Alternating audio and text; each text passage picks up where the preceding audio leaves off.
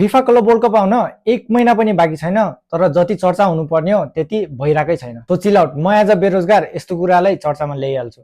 So ढिला नगरी चर्चा सुरु गरौँ है त। फिफा क्लब वर्ल्ड कपको प्राइज पुल $1 बिलियन छ, त्यही पनि जति हाइप हुनुपर्ने हो त्यति छँदै छैन। यसको कारणहरू धेरै छन् होला, तर मलाई के लाग्छ त्यो म भन्छु है त। यसको मेन कारण चाहिँ रिसेन्टली राम्रो खेलेको टिम्सहरूलाई बोलाउन छाडी दे आर इन्भाइटिङ 4 वर्ष कन्सिस्टेन्ट भएको टिम्सहरू। यो कुरा राम्रो पनि हो किनभने stakes are high, $1 billion prize pool छ। तो फिफाले कसले बोलाउला त? जो कन्सिस्टेन्ट छ, जसको गेम 4 वर्षसम्म रेगुलर राम्रो आइरहेछ। बट एज अ फ्यान मलाई के लाग्छ भनेपछि रिसेन्टली प्राइममा भएको टिम्सहरूलाई हेर्नुको मजा छुट्टै नै हुन्छ के, किनभने तिनीहरूको प्लेइङ स्टाइल ओफ क्या मजा आउँछ हेर्न। And football is all about watching experience के। Why do you watch football? किनभने हामीहरूलाई त्यो फुटबल खेलेको मजा आओस् के, हुन्छ नि त्यो भित्रदेखि कति दामी खेलिरहेछ द आर्ट अफ फुटबल, त्यो चाहियो हामीलाई। एन्ड अर्को रिजनमा जानुपर्दा नचिनेको टिम्सहरू फ्रम डिफ्रेन्ट कन्ट्री के। यो रिजनको पनि दुईवटा पहलु छ, राम्रो नराम्रो। बट हामीहरूको मेन टपिक के हो? मान्छेहरूले यो टुर्नामेन्टमा किन इन्ट्रेस्ट देखाइरहेछन्?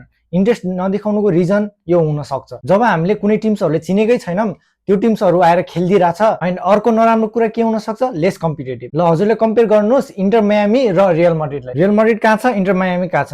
रियल मड्रिडले भूत बनाइन्छ, भूत। ल तपाईहरुले भन्नुला मेस्सी, म पनि बार्सा फ्यान, मलाई पनि सफ्ट कर्नर छ मेस्सीको लागि, बट त्यो बुढो भइसक्यो हौ।